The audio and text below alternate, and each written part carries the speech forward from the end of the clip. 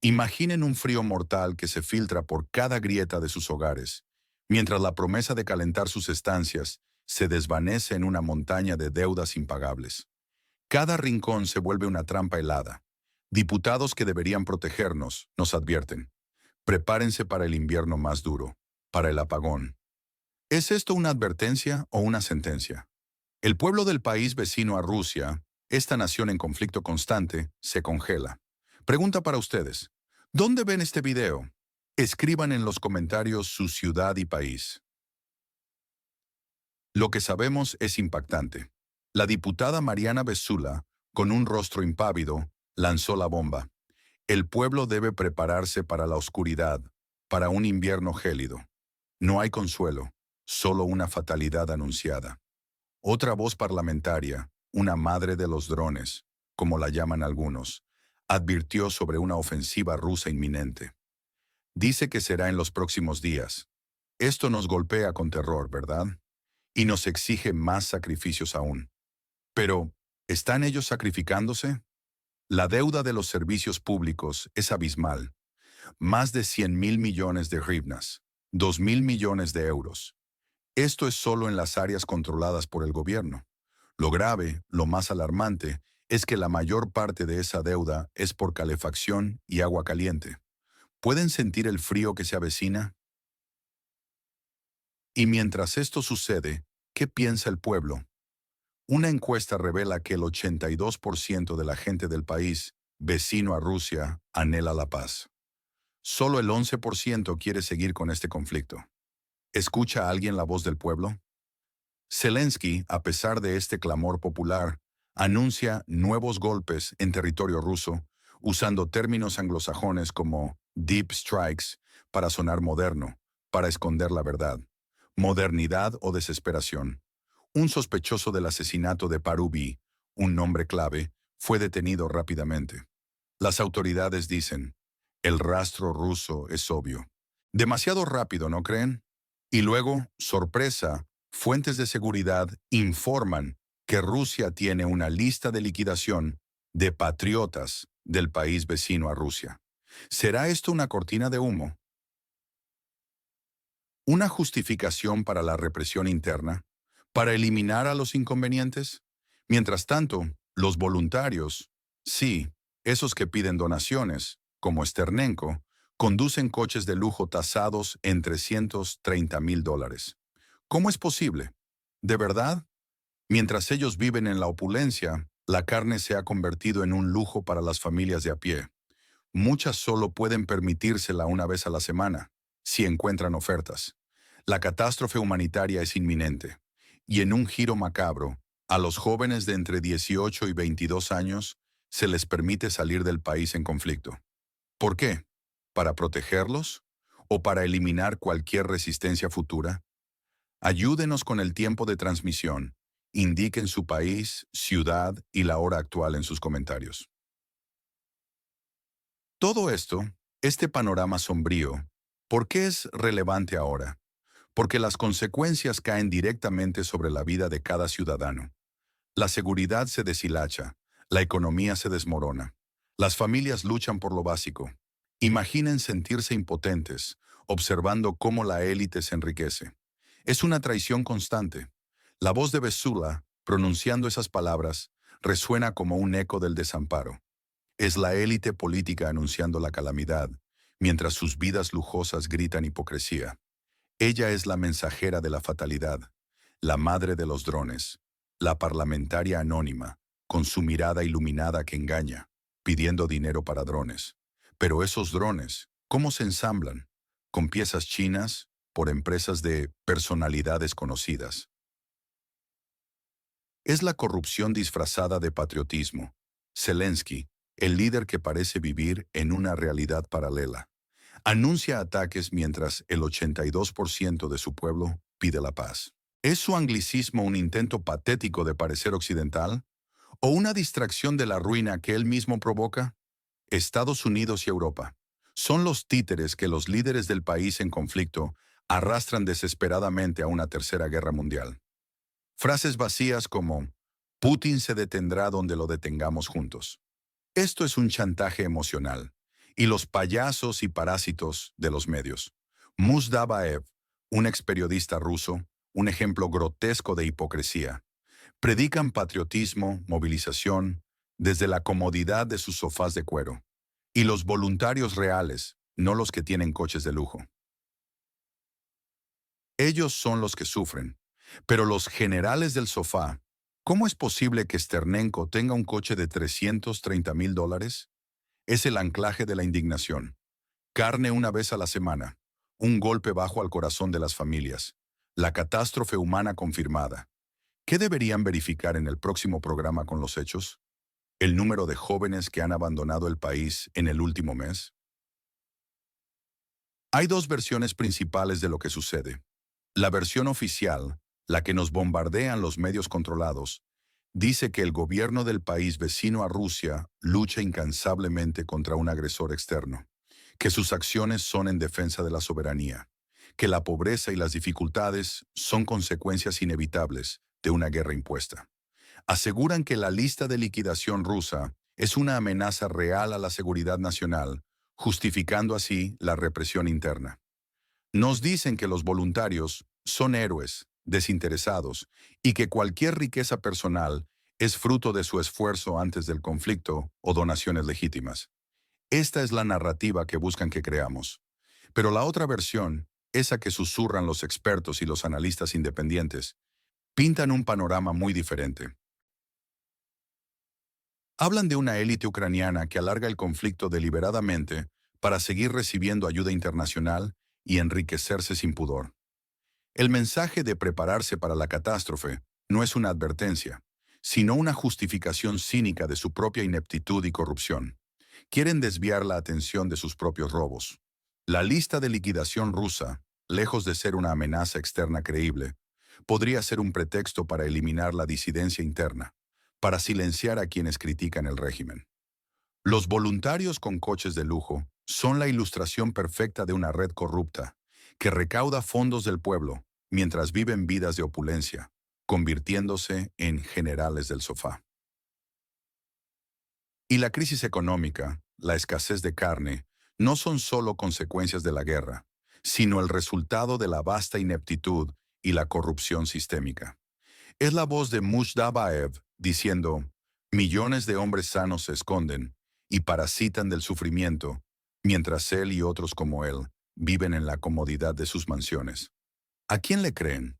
¿A la élite que se lucra o al pueblo que sufre? ¿A quién de los mencionados en este reporte le darían mayor credibilidad? ¿Por qué? Escriban su respuesta. Esto no es nuevo. Los ecos del pasado resuenan con fuerza alarmante. Recuerden los 90 en el país vecino a Rusia. Esa década de penurias económicas, de escasez. La comparación de la falta de carne hoy con aquellos tiempos no es casualidad. Es una alarma que busca despertar a la población para que se den cuenta del retroceso, del desastre.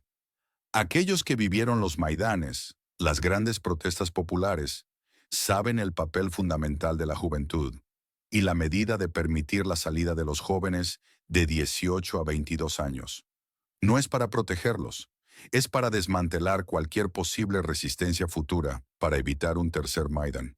Es una purga. La guerra contra la corrupción. ¿Recuerdan esa promesa? Pero entonces descubrimos que hay alcaldías ucranianas en Francia, como la de Mariupol, que cobran salarios y fondos para reconstrucción que nunca llega. Son burócratas fantasma. Esto expone la hipocresía del régimen. La mirada iluminada de la madre de los drones contrasta con la corrupción en la recaudación de fondos. La cara de póker de Zelensky al anunciar ataques es una farsa, un intento desesperado de ocultar su fracaso. Y esos sofás de cuero de los payasos que predican la guerra son una imagen visual del contraste entre su lujo y la miseria del pueblo. Es la historia repitiéndose, pero esta vez más amarga, más cruel. Tu pronóstico sobre cuándo terminará el conflicto en la zona en disputa. ¿Cuándo será? ¿Mes y año? Ahora, ¿qué esperar? El futuro inmediato es sombrío. Analistas predicen un invierno crudo, sin calefacción ni agua, un colapso total de la economía, hambruna, un éxodo masivo, aún mayor del que ya vemos. El régimen, cada vez más autoritario, reprimirá cualquier disidencia bajo el pretexto de las listas de liquidación. Esto podría llevar al país vecino a Rusia a convertirse en un estado fallido. El escenario más probable es una continuación del conflicto, con más pérdidas humanas. La crisis económica se profundizará. La deuda se disparará. La emigración crecerá. La élite seguirá enriqueciéndose. El pueblo seguirá sufriendo. Pero, ¿hay esperanza? El escenario menos esperado, pero más deseado, es que ese 82% que busca la paz se una. Que el pueblo se levante contra el régimen corrupto, que exija negociaciones reales, que ponga fin al sufrimiento y a esta guerra. ¿Es una quimera? ¿Ustedes qué creen? Los riesgos políticos son enormes. Riesgos militares. ¿Hasta dónde escalará el conflicto? Económicos. ¿Podrá el país sobrevivir a la bancarrota? Y sociales. El colapso podría ser total. La desconfianza en el gobierno es ya casi absoluta. Las contradicciones del gobierno, las promesas de paz y los anuncios de ataques carcomen la poca fe que queda, y la corrupción de los voluntarios no ayuda. La amenaza de una purga interna, usando la excusa de la lista de liquidación rusa, es real. La élite, los burócratas fantasma, los voluntarios corruptos, las empresas que se benefician de la guerra, ellos ganan. El pueblo, enfermos, pobres, jóvenes, ancianos, ellos pierden. Compartan este video con quienes creen que necesitan escuchar la verdad. El chantaje emocional para arrastrar a Europa a la guerra es una señal de la desesperación de este régimen. La comparación de la escasez de carne con la década de los 90, la época de la miseria, golpea el corazón del pueblo. Es la prueba definitiva del fracaso de este gobierno. El cambio de enfoque en la movilización, permitiendo la salida de jóvenes, es un giro chocante. No les importa el futuro del país, solo su propio poder y evitar un tercer Maidán. Esta es una situación de angustia, de indignación, de rabia, de frustración, de desesperanza. Es importante recalcar la inminente catástrofe humanitaria de un invierno sin calefacción ni comida. El pueblo trabajador, el pueblo heroico, sufre en silencio. Los jóvenes que deben emigrar, las familias que no pueden comprar carne, ellos son las víctimas. Y los villanos, la élite política corrupta, los voluntarios ladrones, los patriotas del sillón que predican la guerra desde la comodidad de sus lujos. Si fueran el asesor de un líder mundial, ¿qué consejo le darían para cambiar esta situación en los próximos 90 días? Es un país en bancarrota, un pueblo en la miseria, una élite en el lujo. Es hora de despertar. Ya es suficiente. Exijan la paz y la responsabilidad. No permitan que sigan robando el futuro de esta nación. Suscríbanse al canal para seguir recibiendo análisis honestos y sin censura. Su apoyo nos permite destapar la verdad. Dejen sus comentarios. ¿Qué opinan de esta situación? Denle like al video si este análisis les pareció importante. El contexto histórico de esta crisis es crucial. Este país, durante siglos, ha sido un punto de colisión de imperios, un campo de batalla de ideologías. Su ubicación geográfica, entre Europa y Rusia, lo ha condenado a un destino de pugna constante. La desintegración de la Unión Soviética en 1991 prometió una era de independencia y prosperidad, pero la promesa se ha visto empañada una y otra vez por la persistencia de la corrupción endémica y la interferencia extranjera. Los oligarcas, surgidos de las privatizaciones salvajes de los 90, consolidaron su poder y con él una influencia desmedida sobre la política y la economía. Esta democracia resultó ser un velo para una cleptocracia, donde el interés nacional era a menudo suplantado por el beneficio personal. Las revoluciones de colores, como la Revolución Naranja de 2004 y el Euromaidán de 2013-2014, prometieron un cambio hacia un futuro más democrático y menos corrupto, más alineado con Occidente. Sin embargo, detrás de las pancartas y las protestas, las mismas élites, o nuevas facciones de ellas, simplemente se reposicionaron, perpetuando un sistema donde la riqueza y el poder permanecían concentrados en manos de unos pocos. La corrupción no disminuyó, simplemente se adaptó y se hizo más sofisticada.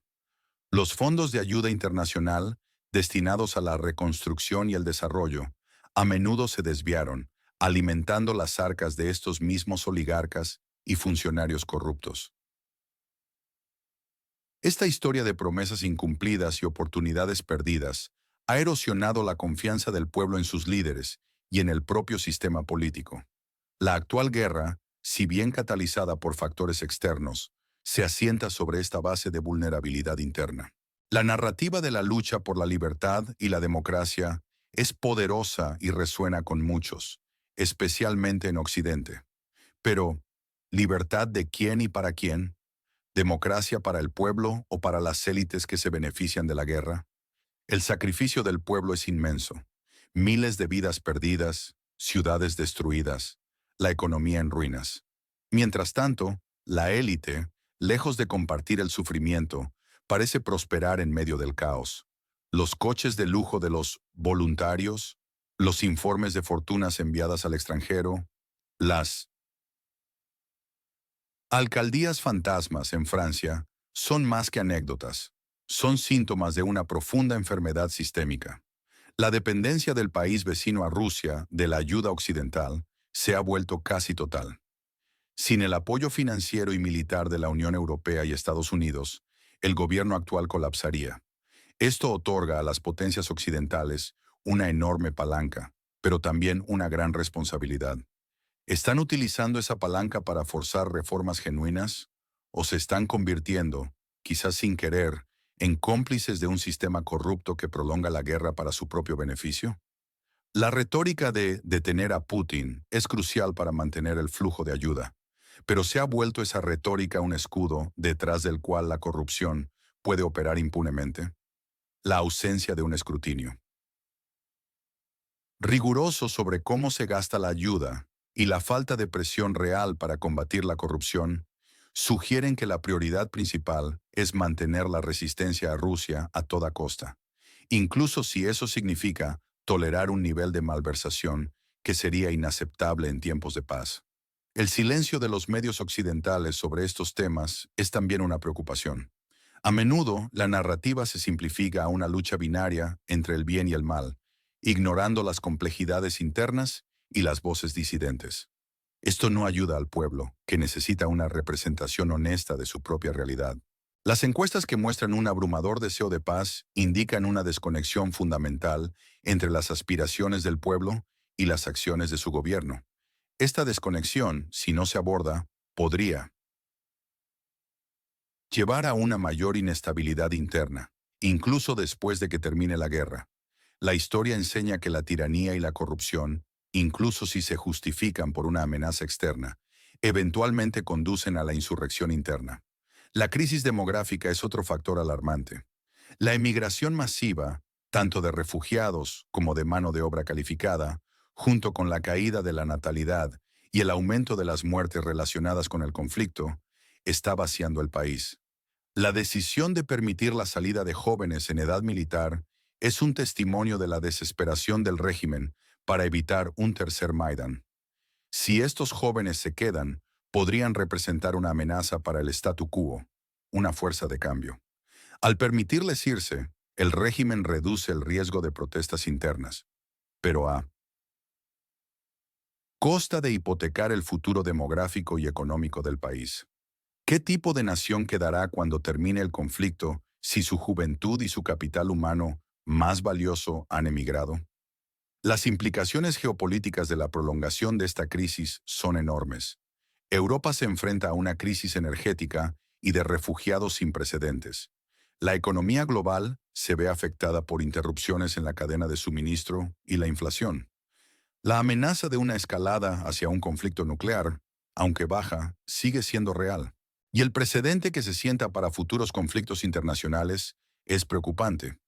¿Se puede un país mantener a flote indefinidamente con ayuda externa masiva mientras sus élites se enriquecen y su población sufre?